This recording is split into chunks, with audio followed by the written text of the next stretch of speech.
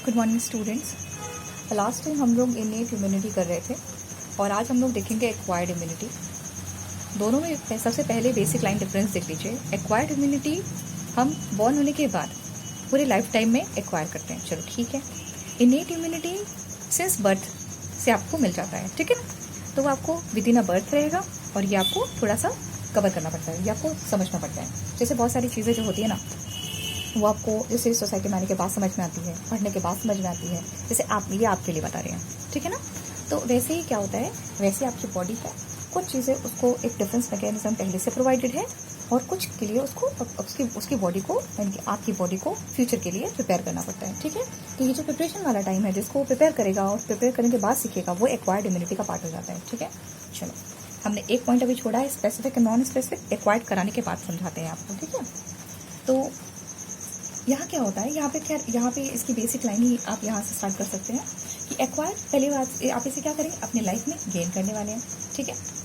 इसका पहला पॉइंट यही रहता है कि ये पैथोजन स्पेसिफिक होता है। पैथोजन स्पेसिफिक, अब आपको यही से समझ में आना चाहिए कि यानी कि पर्टिकुलर स्पीशीज़ के लिए, पर्टिकुलर पैथोजन के लिए या पर्टिकुलर फंगस के लिए, आप समझ रहे हो, या पर्टिकुलर फॉरेन एंटीजन के लिए ये अवेलेबल रहता है। बात समझ रहे हैं आप। तो ये सबको पहचानता है। आप समझ, जैसे आपकी सोसाइटी है या आपकी फैमिली है। अब फैमिली में जब आप छोटे थे ना, तो आपको आपके सारे अंकल्स आपको अच्छे लगते थे, सारी आंटीज आपको अच्छी लगती थी। फिर आप जैसे जैसे बड़े होते जाते हो, तब आपको समझ में अच्छा लगता है कि आपको समझ में आने लग जाता है कि ये जो अंकल है ये अच्छे नहीं है, ये क्या करते हैं, ये हमारे बच्चे का, मतलब आपका और अपने बच्चे का कंपेयर करते रहते हैं। समझ में आ रही बात। तो इससे आप क्या कर जाते हो, आप अपने लाइफ में समझ जाते हो, उनको क्या कर लेते हो, सीख लेते हो उनकी बातों से, है ना। उनकी बातों से आप ये सीख लेते हो कि ये कैसे हैं, ये ठीक नहीं है, क्योंकि ये क्या करते हैं, हमेशा कंपेयर करते रहते हैं, ठीक है। तो आपने ये चीज़ सीखी कैसे कि ये ठीक नहीं है, ये अंकल आपके लिए ठीक नहीं है, यानी कि जो आपने आपको एग्जाम्पल दिया, वो आपने सीखा कैसे, वो सीखा आपने मेमोरी बेस। आपके पास जो कंटेंट अवेलेबल हुआ वो कहाँ से आया, मेमोरी बेस हुआ, क्योंकि आपने कभी सुन लिया होगा और आपने उसे याद कर लिया, चलो ठीक है। तब आपको समझ में आने, और आपने किसके लिए बोला, एक पर्टिकुलर अंकल होंगे, तो वही पर्टिकुलर अंकल का ही नाम यहाँ पर पैथोजन स्पेसिफिक है। बात समझ रहे हैं कि एक पर्टिकुलर स्पीशीज़ के लिए, पर्टिकुलर पैथोजन के लिए ये आपका एक्वायर्ड इम्यूनिटी वर्क करती है, जो कि कैसे कैसे आती है, मेमोरी से आती है। जैसे मानिए आपकी ये बॉडी है, ठीक है। आपकी बॉडी को जब पहली बार टाइफाइड होगा, ठीक है, suppose typhoid is just an example, तो सपोज टाइफाइड हुआ। अब आपकी बॉडी नहीं जानती कि टाइफाइड के लिए हमें कैसे रिएक्ट करना है, ठीक है। वैसे इसका सबसे अच्छा एग्जाम्पल रहता है, हम लोग जो पोलियो की ड्रॉप लेते थे बचपन में, पोलियो लेते थे। तो यहाँ क्या होता है कि सपोज, अब एग्जाम्पल दोनों में कॉमन लगा लेना, ठीक है। कौन एग्जैक्ट है कौन नहीं एग्जैक्ट है, उससे हमें अभी फिलहाल मतलब नहीं, पहले कंसेप्ट बिल्डिंग कर लो। अब सपोज आपको नहीं पता कि आपको बचपन से टाइफाइड तो हुआ नहीं है, तो आपको पता नहीं है कि आपकी बॉडी को टाइफाइड के समय कैसे रिएक्ट करना है। सपोज टाइफाइड इसको पहली बार हुआ, तो ये क्या करेगा, टाइफाइड अगर हमारी बॉडी में आता है तो हमारी बॉडी को किस तरह से वीक करता है। तो हमारी अंदर की जो डिफरेंस है, हमारी अपनी जो इम्यूनिटी है, वो इस बात को आइडेंटिफाई कर लेती है कि अच्छा टाइफाइड जब होती है तो क्या क्या सिम्टम्स आते हैं, ठीक है। सेम चीज़ पोलियो अगर हो जाए तो क्या क्या सिम्टम्स आएंगे, ठीक है। तो जब लोग पोलियो ड्रॉप पीते हैं ना, खैर ये भी आपको एक्वायर्ड में ही अभी टाइप आएगा, पैसिव में तो आपको समझाते हैं। तो यहाँ पे आप ये समझिए कि पहले इनकाउंटर में हो सकता है कि टाइफाइड आपको क्या करे, आप बहुत ज़्यादा वीक हो जाएं, ठीक है। लेकिन जब दूसरी बार ये होगा ना, तो दूसरी बार आपकी बॉडी एंटीबॉडीज लेके पहले से खड़ी है कि अरे मैं तो इसको पहचानता हूँ, मुझे पता है इसके साथ कैसे लड़ना है, ठीक है। जैसे एग्जामिनेशन पैटर्न होता है, आपको मैं मल्टीपल एग्जाम्पल दे रही हूँ ताकि आप अच्छे से कनेक्ट कर पाओ।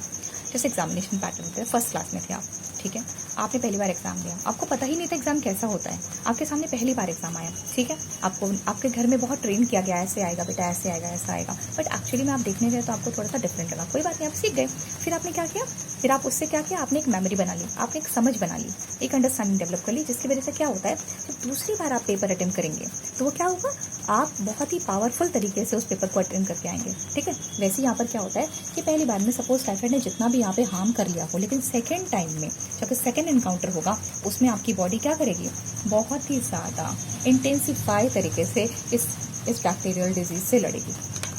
समझ में आ रही बात, ठीक है। चलो यहाँ तो क्लियर होगी बात।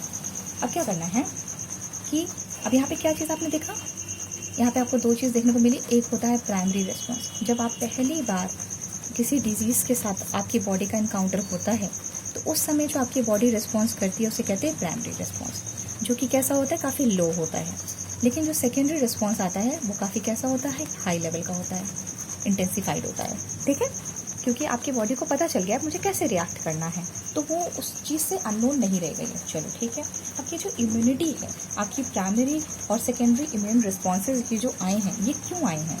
ये दोनों आए हैं इम्यूनिटी की वजह से। आपके बॉडी में इम्यून सिस्टम है, ठीक है ना, और अब जो आपने ये इम्यून सिस्टम आपका जो एक्टिव हो गया है, इसे कहते हैं एक्वायर्ड इम्यूनिटी। आपने जो इस वक्त गेन करी है या जिसका इस्तेमाल किया गया है, बॉडी ने किया है, उसको कहते हैं एक्वायर्ड इम्यूनिटी, ठीक है। अब क्या है कि ये जो पूरा इम्यून रिस्पॉन्सेज है, इसके लिए 2 तरीके के लिम्फोसाइट सेल्स हमारे ब्लड में प्रेजेंट रहते हैं, वो आपको रिस्पॉन्सिबल होते हैं। एक आपका होता है बी सेल्स, दूसरे होते हैं आपके टी सेल्स, बी लिम्फोसाइट और टी लिम्फोसाइट्स। क्लियर हो गया बात? ये बोन मैरो में बनता है और ये थाइमस में जाके मैच्योर होता है, ठीक है ना, इसलिए इसका नाम बी और टी होता है। क्लियर? अब क्या होता है, देखो, टी हमेशा हेल्पर होता है, हमेशा इसका नाम सुना होगा, टी हेल्पर सेल्स भी बोलते हैं। टी हमेशा हेल्प करता है। टी क्या हेल्प करता है? बी को बोलता है कि तुम क्या बनाओ, तुम एंटीबॉडीज बनाओ। तुम क्या बनाओ? एंटीबॉडीज बनाओ। किसके अगेंस्ट? पैथोजेन के अगेंस्ट। लेकिन अगर टी ने बी को बोला नहीं होता तो बी ये काम नहीं करता, इसलिए टी क्या हो जाता है, एक हेल्पर सेल की तरह काम करता है, और टी खुद कोई एंटीबॉडीज नहीं बनाता, ठीक है, कोई एंटीबॉडीज ये फॉर्म नहीं करता है। ये बहुत ज़्यादा इंपॉर्टेंट बात है, ध्यान में रखो। टी को टी हेल्पर सेल के नाम से याद रखोगे ना, तो आपको बहुत अच्छे से आप कनेक्ट कर पाओगे कि टी कोई काम नहीं करता। टी क्या करता है, सिर्फ बी का फ्रेंड है, तो वो बी को सिर्फ क्या करता है, जगाता रहता है ना, पुश करता रहता है कि बेटा तुम्हारा काम स्टार्ट होने वाला है, बॉडी में आ गया पैथोजन, अब तुम स्टार्ट हो। क्लियर हो गई बात? चलो, अब जो है ये जो आपके एंटीबॉडीज़ है, ये जो एंटीबॉडीज़ हैं, एक्चुअली ये क्या है, एक तरीके का प्रोटीन है जो कि आपके ब्लड में प्रेजेंट रहता है। चलो ठीक है, अब ये होता क्या है कि ये प्रोटीन, इस प्रोटीन का अगर स्ट्रक्चर देखोगे, यानी एंटीबॉडीज़ का स्ट्रक्चर देखोगे, तो आपको पहली बात तो देखो बेटा, इसको बनाते समय बहुत ध्यान रखना है आपको ऐसा वाई जैसा स्ट्रक्चर बनाना है, और आपको इनके किधर जाना है, इधर लेफ्ट राइट साइड, ठीक है ना, इधर राइट साइड और इधर के लेफ्ट साइड, समझ रहे हैं? इसके ऊपर मत बना देना, ठीक है। अब इसमें खास बात क्या है, पहली बात तो ये स्ट्रक्चर, बच्चे क्या बनाते हैं, बच्चे इसको अंदर साइड बना देते हैं और ये हो जाता है गलत। बहुत सिंपल डायग्राम है, ठीक है, लेकिन एकदम गलती मत करना। अब अच्छा देखो, ये वाली चेन, ये लंबी चेन है, देखो यहाँ से ये लेकर यहाँ तक आई है, ठीक है। देखो इसको हम लोग रिप्रेजेंट कैसे करते हैं, H2L2, ठीक है, यानी हैवी चेन कितनी, 2, लाइट चेन कितनी, 2, ठीक है। ये रही आपकी हैवी चेन, ये रही हैवी चेन, क्लियर हो गया। लाइट चेन, ये लाइट चेन, छोटी है ना इसलिए लाइट चेन, क्लियर हो गया बात?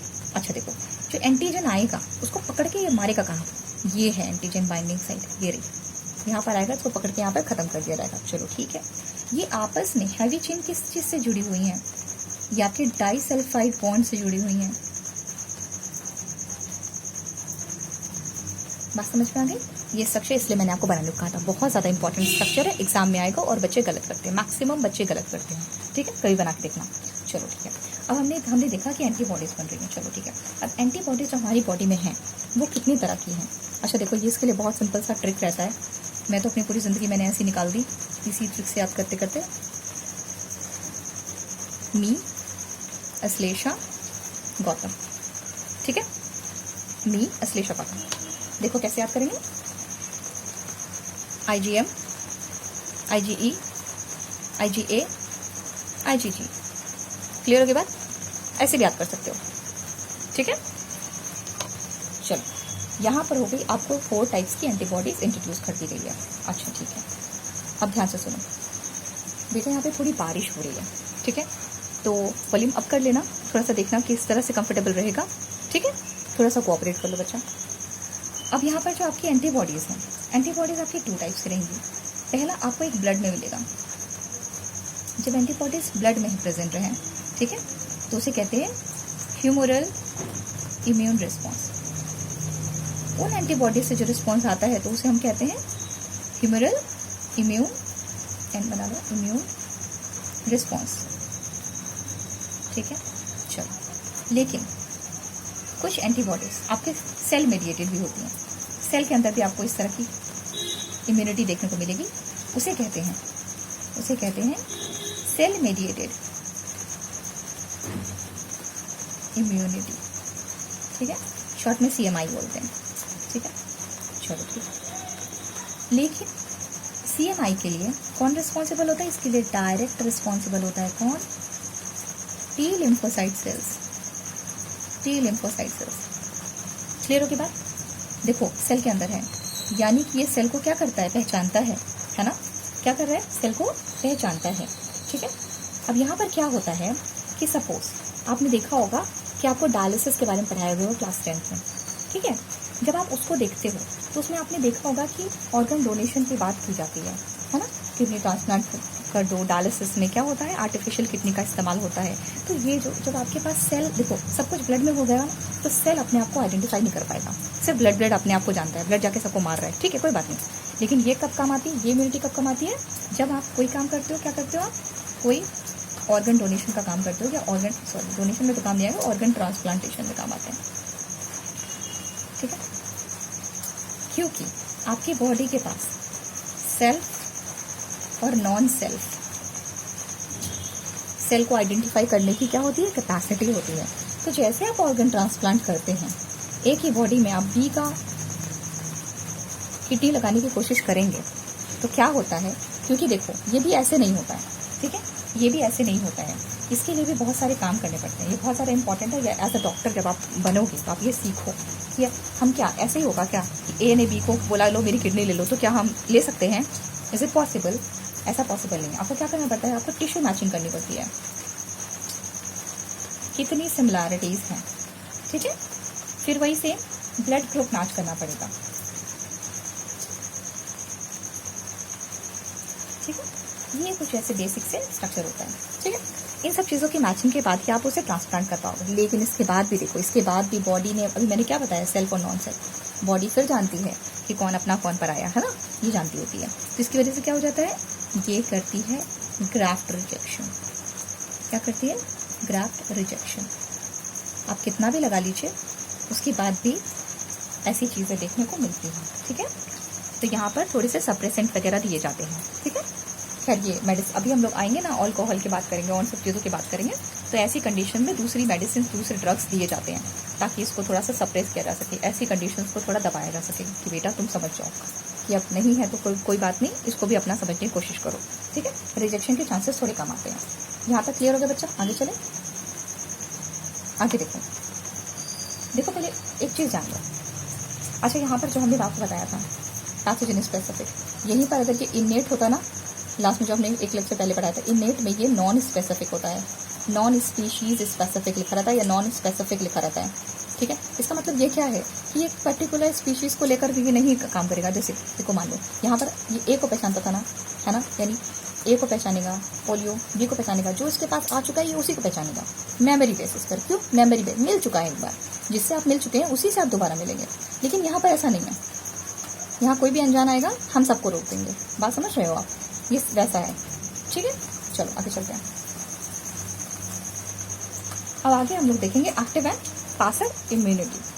अच्छा देखो, इसमें आप ऐसे समझ लो, नेचुरल एंड आर्टिफिशियल, ध्यान से देखना, दो ही कैटेगरी होती है, ठीक है, नेचुरल एंड आर्टिफिशियल। तो क्या होता है आपके पास एक्वायर्ड में, आप इसे इस तरह से ले लो कि जब भी आप नेचुरल की बात करोगे, ठीक है, पहले तो आप इसे ऐसे रखो, एक्टिव और पैसिव, ठीक है। होप सो ग्राफ ये थोड़ा ठीक बन जाए। कुछ अगर दिक्कत होती है तो मैं आपको वापस से प्रोवाइड करा दूंगी, ठीक है। एक्टिव में नेचुरल क्या बना, ठीक है, या तो आप इसे ऐसे समझो, इसे छोड़ दो। एक्टिव में आप इसे ऐसे लो, अगर नेचुरल का कंडीशन आपको लगाना भी है, पहले आप इसे देख लो। एक्टिव में क्या होता है, देखो एक्टिव है, एक्टिव मतलब डायरेक्ट आपको मिलने वाला है, ठीक है। नेचुरल कह सकते हैं इसको, कंफ्यूजन नहीं रहेगा।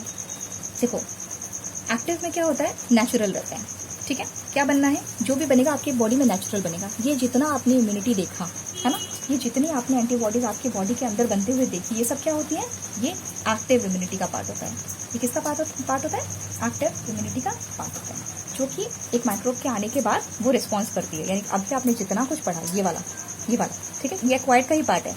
इसमें आपने जितना पढ़ा उसके अंदर सब कैटेगरी कर रहे हैं ना, तो क्या होता है, ये पूरा एक्टिव में जाता है।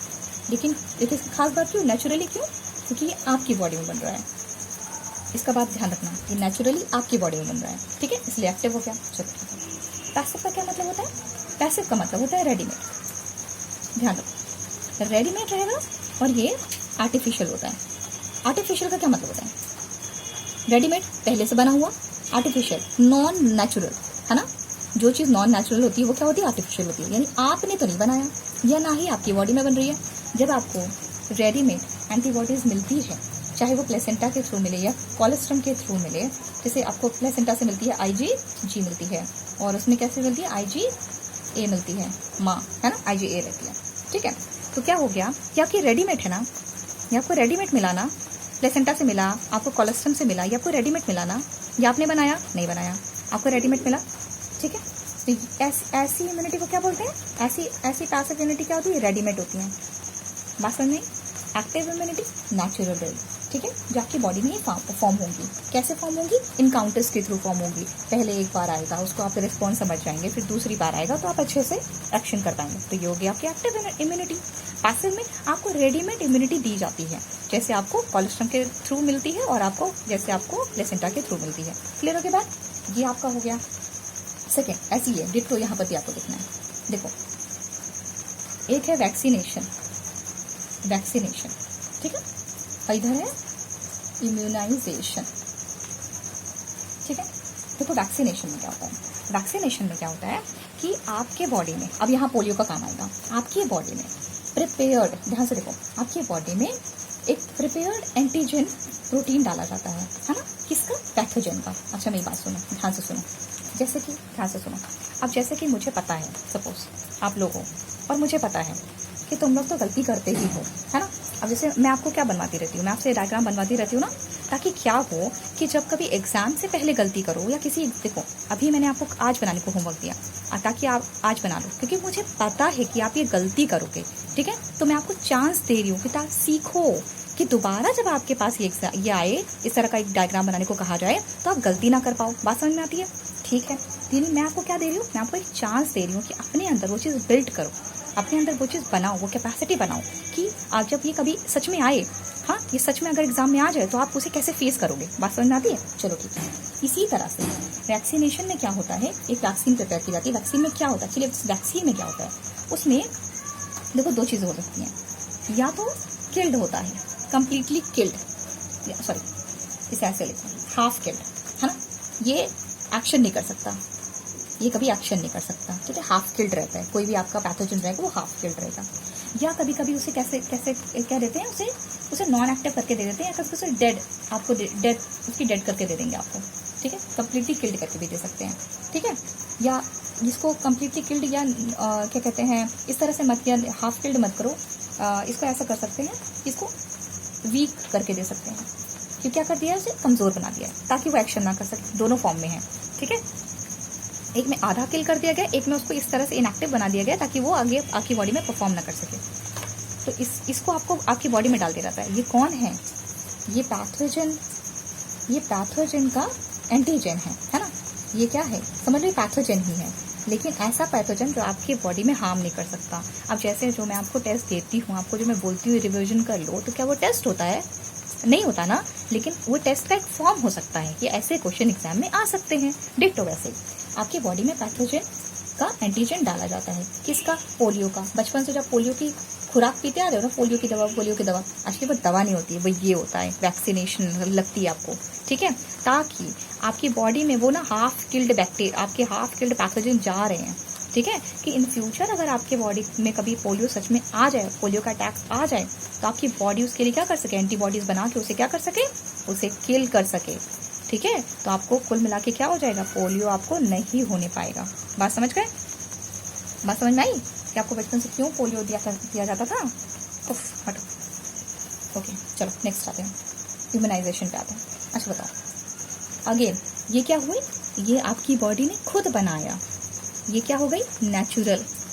ये आपकी बॉडी ने क्या बनाया, खुद बनाया, नेचुरल कैटेगरी में आती है, ठीक है।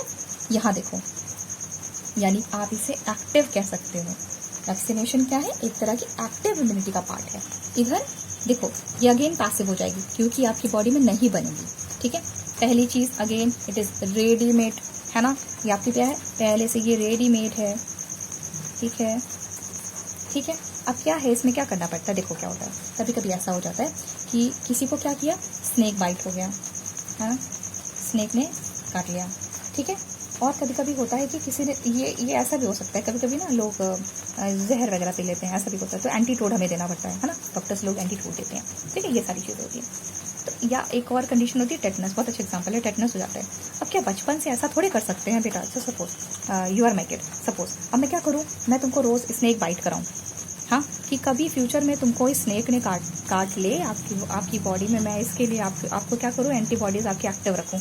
इज इट पॉसिबल, मैं ऐसा कर सकती हूँ क्या? बोलो, मैं ऐसा कर सकती हूँ कि मैं रोज़ आपको क्या कहते हैं, स्नेक बाइट कराऊं या टिटनेस आपको रोज़ लगवाऊं, ताकि आपकी बॉडी एकदम से उसके लिए तैयार हो जाए कि आपको कभी फ्यूचर में टिटनेस हो जाए तो वो उसके लिए एंटीबॉडीज बना सके। नहीं, ये सब कैसे, ये सब फेटल है। अगर ऐसा करा दिया जाएगा तो डेथ पॉसिबल हो जाएगी ना, डेथ भी हो सकती है, ये सब बहुत, ये ठीक नहीं है, ठीक है। तो ऐसी कंडीशन के लिए आपको क्या होता है, ह्यूमनाइजेशन टेक्निक का इस्तेमाल होता है।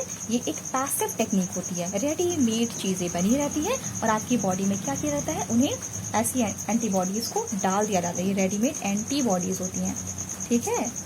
तभी कभी होता है जब स्नेक का वेनम चला जाता है बॉडी में तो एंटीटोड देनी पड़ती है, या टेटनस आपको हो जाती है तो आपको क्या लगाना पड़ता है, तो इंजेक्शन लगवानी पड़ती है, ठीक है, क्योंकि इसकी प्रैक्टिस लेके नहीं बैठा ना इंसान।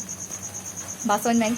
अब एग्जाम में आएगा तो क्या हो जाएगा, एक्टिव इम्यूनिटी का पार्ट वैक्सीनेशन, है ना, और इम्यूनाइजेशन वाला पार्ट वो पैसिव में जाता है। कोई भी चीज़ पैसिव, देखो एक्टिव में एक्टिव पार्टिसिपेशन किसका, बॉडी का, आपका एक्टिव पार्टिसिपेशन आपके जब आप रिस्पॉन्सेस क्रिएट करते हैं इम्यूनोलॉजिकल, वहाँ आता है। दूसरा, जब आपके बॉडी में जैसे वैक्सीन इनपुट कराई जाती है तो आपकी बॉडी में इस तरह का काम होता है। बात समझ गए, ठीक है, चलो यहाँ तक ठीक है। अब ये सब चीज़ें बनती कैसे हैं, यहीं पे लिख लेते हैं। ये सब बनाई जाती है रिकॉम्बिनेंट डीएनए से। अभी सिर्फ नाम सुन लो, जेनेटिक्स पढ़ाएंगे वहाँ समझ में आ जाएगा। रिकॉम्बिनेंट टेक्नोलॉजी से, रिकॉम्बिनेशन से बनता है ना, तो रिकॉम्बिनेंट टेक्नोलॉजी, दो चीज़ को जोड़ी जाती है।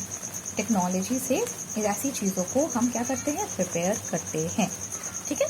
और एक एग्जाम्पल बहुत अच्छा से याद रख लो कि हेपेटाइटिस बी का जो वैक्सीन बनती है वो ईस्ट से बनती है। किससे बनती है, ईस्ट से बनती है, बस, ठीक है। चलो नेक्स्ट टॉपिक पे आते हैं।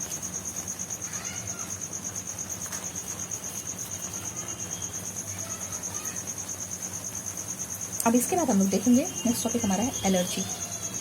देखो इसमें कुछ नहीं है, सबको एलर्जी होती रहती है ना, घर से बाहर निकलते हो डस्ट वगैरह से, और आपको पता है एलर्जेंस आपने बहुत, देखो एलर्जी करने वाले कंपोनेंट्स को, allergy causing components are known as allergens. Clear होगी बात, ठीक है। यानी कि एलर्जी कॉज करने वाले कंपोनेंट्स को हम एलर्जेंस कह सकते हैं, ठीक है। और एलर्जी क्या हो जाता है, ये एक रिस्पॉन्स है आपकी बॉडी का, ये आपका क्या है, एक रिस्पॉन्स है। कहाँ से आता है, इम्यून सिस्टम से रिस्पॉन्स आता है। किसके लिए, सर्टेन एंटीजन के लिए, है ना। कोई एंटीजन आपकी बॉडी में आ गया होगा जिसकी वजह से आपकी बॉडी क्या करेगी, रिस्पॉन्स करती है। इस ऐसे रिस्पॉन्स को एलर्जी कहते हैं, ठीक है। और ये हमेशा एग्जेगरेटेड फॉर्म में होती है, यानी कहते हैं अतिशयोक्ति, एक्स्ट्रा। हमेशा तुम्हें एक्स्ट्रा दिखाई दे, छींक आ रही है किसी से, हमको एक बार छींक आए तो उसे कहते हैं चलो ठीक है स्नीजिंग हो गई, लेकिन अब वो छींकते ही जा रहा है, इसका मतलब क्या है, उसको किसी चीज़ से यानी पर्टिकुलर चीज़ से क्या है, एलर्जी है ना। समझना पड़ेगा आपको इस बात को, ठीक है। चलो इसके लिए कौन सी एंटीबॉडीज हमने बताई थी ना, इतनी सारी एंटीबॉडीज बताई थी, उसके लिए कौन सी एंटीबॉडीज वर्क करती है, IgE, ठीक है। देखो इसमें ना ई आता भी है अब वैसे, और ये बहुत बहुत अच्छा है। देखो आप बोलते कैसे, एलर्जी, क्या बोलते हो, एलर्जी, साउंड क्या निकल के आता है, ई, खुद से बोल रहा है। देखो ये चीज़ बहुत अच्छी थी, जब कोलेस्ट्रॉल मिल रहा था तो उसमें क्या बोल रहे थे, माँ। कोलेस्ट्रॉल आपको कहाँ से मिलता है, मिल्क से मिलता है ना। वो मिल्क कहाँ से आता है, वो माँ से आता है, तो कैसे लिखेंगे, माँ, तो एम, माँ हो गया, जो एम है वो मदर के लिए चला जाता है, और ए आ जाता है आपकी एंटीबॉडीज के लिए। क्लियर के बाद यहाँ देखो, एलर्जी, जब भी आपसे कोई क्वेश्चन पूछेगा एलर्जी की कौन सी एंटीबॉडीज लगती है, एलर्जी, है ना, खुद साउंड कर रहा है ई, मुझे कुछ पढ़ना नहीं है, कितना सिंपल है, ठीक है। ओके चलो यहाँ पे क्लियर हो गया। और बेटा इसमें आपके रिस्पॉन्सेस में क्या क्या सीक्रेट होते हैं, कुछ देखो। ये रिस्पॉन्स आया कहाँ से, कैसे लगा कि ये रिस्पॉन्स देना चाहिए। रिस्पॉन्स के लिए जो केमिकल रिस्पॉन्सिबल है वो क्या है, उन्हें कहते हैं हिस्टामिन, सेरोटोनिन, सेरोटोनिन कहाँ से आते हैं, ये मस्त सेल से आते हैं, है ना। जब एलर्जी हो जाती है तो मस्त सेल क्या बोलते हैं कि चलो अब कुछ केमिकल्स निकाल के हम लोग भी मस्ती करते हैं, क्योंकि हम लोग को ऐसी जगह ला के रख दिया गया है जो हमको सूट नहीं करती, और ये इंसान ज़बरदस्ती कहाँ चला आता है, डस्ट में चला आता है। तो आपके जो मास्ट सेल्स होते हैं वो क्या करते हैं, हिस्टामिन और सेरोटोनिन रिलीज करते हैं, जिसकी वजह से क्या हो जाता है, आपको एलर्जिक रिएक्शन शो होते हैं। एंटीबॉडीज याद रखेंगे, मैं आपको यहाँ पे सिम्टम्स नहीं बता रही हूँ, सिम्टम्स बहुत सिंपल है ना। रनिंग नोज हो जाती है और आपकी टियरी आइज हो जाती है, ये सब बहुत कॉमन है, ये आपको पता है, ठीक है। पढ़ लेना, नहीं समझ में आएगा तो पूछ लेना, ठीक है। चलो आगे चलते हैं। ऑटो इम्यून, धोखेबाज सेल, इसे कहते हैं ऑटो इम्यूनिटी, ठीक है। बेटा क्या होता है कि जो आपकी बॉडी के जो सेल्स होते हैं उनमें क्या होता है कि वो मेमोरी बेस्ड होते हैं, है ना। उन्हें पता है कि ये मेरे बगल वाला मेरा पड़ोसी है, ठीक है, उसे पता रहता है। वो सेल्फ और नॉन सेल्फ के बीच में क्या कर सकते हैं, वो आपको डिफ्रेंशिएट कर सकते हैं, ठीक है। लेकिन कभी कभी क्या होता है कि ये भूल जाते हैं, ठीक है। ये एकदम से कह दो कि तो के पास हो गए या भूल ही गए, ठीक है। अब इनकी इस गुस्ताखी की सज़ा इनको ये मिलती है या ये हमको देते हैं एक्चुअली। अगर भूलते ये हैं तो सज़ा हमको मिलती है। सज़ा ये है कि ये ऑटो इम्यून डिजीजेस कॉज करते हैं। जैसे मान लो ये सेल है, ये बगल में सेल है, ए सेल बी को जानता है, इनकी फ्रेंडशिप सी से भी है, लेकिन ए भूल गया कि बी सी मेरे सेल है, तो क्या करने लगेगा ना, इसको ऐसा फील होता है कि अगर ये भूल गया, इसकी हालत क्या है देखो, अगर ये भूल जाएगा तो बी और सी इसके लिए क्या हो जाएंगे, ये इसके लिए एनिमी हो जाएंगे। और एनिमी के आने पे क्या किया जाता है, उन्हें मार दिया जाता है। बॉडी को क्या सिखाया गया है कि अगर कोई अननोन चीज़ आपकी बॉडी में चला आए तो उसे क्या करो, उसको किल कर दो। तो जब ये जो ए बी सी सेल हैं ये साथ में हैं, जब तक ये आइडेंटिफाइड एक दूसरे को कर रहे हैं तब तक ठीक है, लेकिन जैसे ये पहचानना, रुक जाओ बेटा साउंड आ रहा है, जैसे ये पहचानना भूल जाता है कि बी और सी इसी के पड़ोसी हैं, तो क्या करता है, ये इनके अगेंस्ट एंटीबॉडीज बनाता है और इनको क्या करता है, किल कर देता है, ठीक है। इस तरह से हमारी बॉडी में क्या, आपकी बॉडी में कैसी डिजीज कॉज होती है, इसे कहते हैं ऑटो इम्यून डिजीज, ठीक है। एग्जाम्पल इसका बहुत ज़्यादा आता है, रियोमेटॉइड अर्थराइटिस, ये अर्थराइटिस का एक फॉर्म है, ठीक है, ये आता है एग्जाम में, ठीक है। चलो ठीक है, यहाँ तक आप लोग पढ़ के रखेंगे। और इसके बाद एक टॉपिक हम और करवा रहे हैं, वो है आपका अल्कोहल से, ठीक है। 30 मिनट्स हो रहे हैं, काफ़ी का लेक्चर होना चाहिए। चलो 10 मिनट्स में कंप्लीट करा दूँगी, टेंशन ना लो। चलो आगे चलते हैं। अब इसके आगे हम लोग देखेंगे, इसके आगे जो हम लोग टॉपिक देखेंगे उसका नाम है अल्कोहल,